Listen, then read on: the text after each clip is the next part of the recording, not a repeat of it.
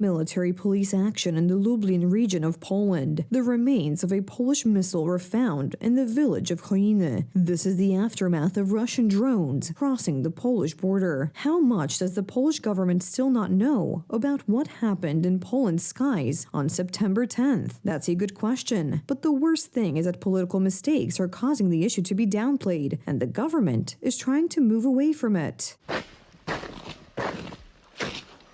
The war in Ukraine has entered its third phase. After armored and artillery warfare, now it is time for drone warfare. Unfortunately, the government of Polish Prime Minister Donald Tusk missed the moment when a decision had to be made to protect Polish airspace. Why did they abandon the modernization of the Sky Control anti-drone system? Technically, this is obviously a key issue. It is also worth adding that only today has the Polish Ministry of National Defense taken an interest in the monster of Tarnów, a Polish system for shooting down drones. But from a political point of view, what happened on the night of September 9th into the early morning of September 10th could have served as an argument for the ruling party to build a Polish reason of state on security issues. It could have, but instead, we have a series of serious mistakes. So is it disinformation or a fight against the presidential palace? Because how else can you describe what government officials are doing? Intercepting correspondence to President Karol Nawrocki from Donald Trump. This shows the government's bad intentions towards the president. And on top of that, there was an attempt to shift the responsibility onto the military. Today, there was no press conference about what happened in Chojny. There was only a statement from the military police. On September 18, 2025, the military police began proceedings in Chojny in the Świdnik County, Lublin Voivodeship, where the remains of a missile believed to have been used to shoot down a drone were found. And yet security is the government's main task. Tusk's well-known and already worn-out marketing tactics, rolled-up sleeves, no tie, and a military background are not enough here. These are just visual tricks at a level below social media. This is already below TikTok. Vision and strategy are important here, and unfortunately, when the issue was mishandled, Tusk became invisible so as not to lose what little support he had. And today, he put a third-rate politician with no political backing in charge of a priority task. First of all, it is about Poland being ready to ensure security in the literal sense. The situation is so insignificant that it is difficult to dwell on it.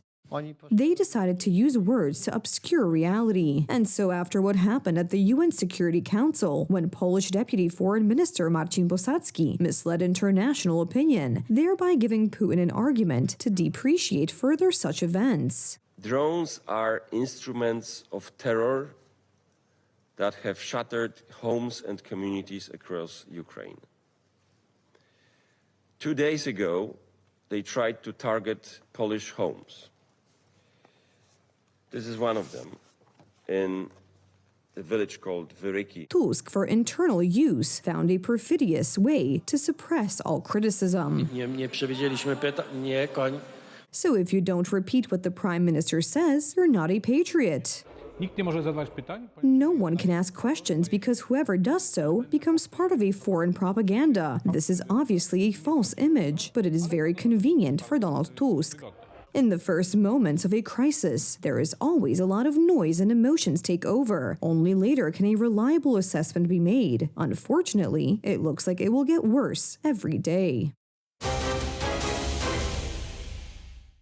In a recent interview with Fox News, U.S. President Donald Trump said the following. Well, we are helping intelligence-wise, but when I said help by air, I'm talking about security after the war is settled. So after the war is settled, we would help secure the peace. And I think ultimately that'll happen. The RMF correspondent in Washington, D.C., responded to this statement by the American president, writing the following. Trump also said that the U.S. is offering Poland intelligence assistance, but he did not declare that he would send additional air forces. When I said I would help Poland, I meant after the war, he said. Shortly thereafter, a statement was issued by the Polish press agency, which is in liquidation. We are supporting Poland with intelligence, but when I said I would help Poland, I meant after the war. It suggested that Poland should first take part in the war and then receive help after the war. This is something that could have greatly alarmed public opinion. And above all, it is completely untrue. And if the Polish press agency, which is now completely subordinate to the current illegal takeover of power, repeats this, it only exacerbates the situation. The question is, why did the name of our country appear twice in reports by both RMF-FM and the Polish press agency in statements that did not contain the word Poland?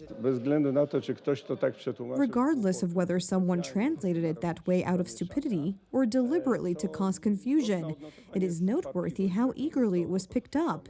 It is the kind of fake news that people expect.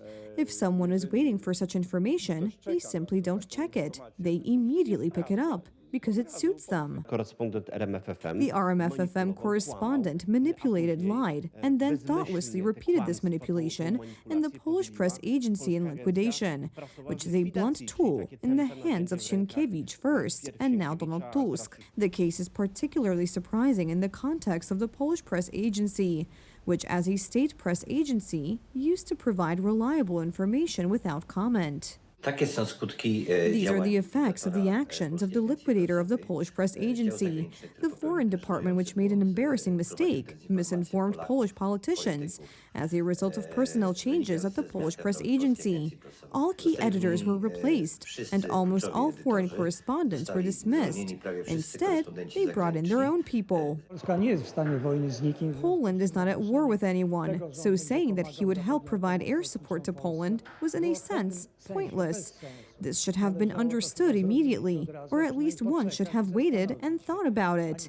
Neither the Polish press agency nor RMF did so. Sending such information is harmful because it misinforms rather than informs the public. But that's not all, because in a morning interview with RMF-FM, government spokesman Adam Szłapka expressed concern about the alleged change in the U.S. president's attitude towards our country. In fact, they tried to make a big deal out of the fact that many more soldiers would be stationed in Poland. Well, now we have the answer to that. Contrary to what they tried to present to us, there was no such obvious declaration of strengthening the American presence in Poland. No such clear statement. It seems that the government spokesman was referring to Donald Trump's declaration made in front of the cameras during Polish President Karol Nawrocki's recent visit to Washington, D.C. The whole thing looks like an anti-American operation planned by the government, because the government-controlled Polish information agency, which is in liquidation, is spreading fake news that undermines our Polish-American alliance. And this is being repeated by government spokesman Adam Szłapka in order to also undermine Polish President Karol Nawrocki.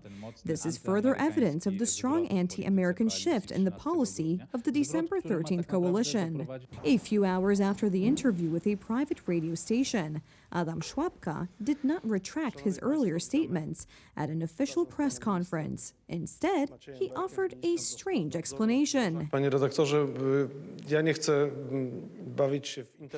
Editor, I don't want to play around with interpreting the words of the President of the United States. The official line of the U.S. government leaves no room for doubt. And as a former deputy head of the Polish Ministry of National Defense, I can only add that facts matter. We currently have about 10,000 American soldiers already on Polish territory. Thousands more in Poland's immediate vicinity are operating in the Air Force and Navy, ready to come to our aid, but already operating in our skies. Meanwhile, the media, which is favorable to the current government, widely reported fake news. The German portal Onet even asked Poles what they thought of the manipulated words of the American president. This does not surprise me at all, because if we have a government that Berlin likes, and Berlin clearly declares that the United States should not interfere in European affairs, then we must realize that someone wants to influence the sentiment of Poles by lying as brazenly as possible. But it is worth taking a little effort to check the source of this information. We asked the Polish Sejm about the manipulation of the American president's words by the media and the government spokesperson. I have the impression that the current management of the Polish press agency, in carrying out a certain personnel revolution, has lowered standards to such an extent that soon we will not be able to believe what the Polish press agency reports, because it will turn out that there is fabricated information mixed in with the real news. This is a very serious threat. I have the impression that the politicians of the ruling coalition, who talk a lot about disinformation and threats at the moment, are themselves part of something that undermines trust in public institutions and the state. It's terrible how this government is trying to discredit our most important ally, the United States, and especially President Trump. Even members of the ruling coalition have no mercy for the authors of fake news. Politicians should also verify this information, of course. There is no leniency here. But yes, this is a serious mistake. And I think that it should absolutely not happen in the future. It is indeed puzzling that the Polish press agency released something like this, because it can be misleading. Until now, the Polish press agency has always been a reliable source. When it released something, we knew it could be reproduced. Interestingly, only the representative of the civic platform reacted aggressively to the matter. Please make an appointment through the secretary, sir. I've been busy since this morning, and I don't know what you're asking me. I need to check. I'm talking about Donald Trump's words, which have been manipulated. I'd rather see for myself what he said, right? Rather than hear it from you, especially from TV Republica. Actually, the deputy marshal could find out what happened in this case from TV Republica, and so we have another piece of misinformation that has recently been reaching Poles from the current government. The current ruling coalition consists of people who are characterized by many traits, but also by unprofessionalism. It is not only that we are governed by liars, but also by amateurs. This was demonstrated by Deputy Minister Bosacki in New York when he lied, misleading global public opinion. First, Polish diplomacy was ridiculed by leaking information about President Trump's letter to the media.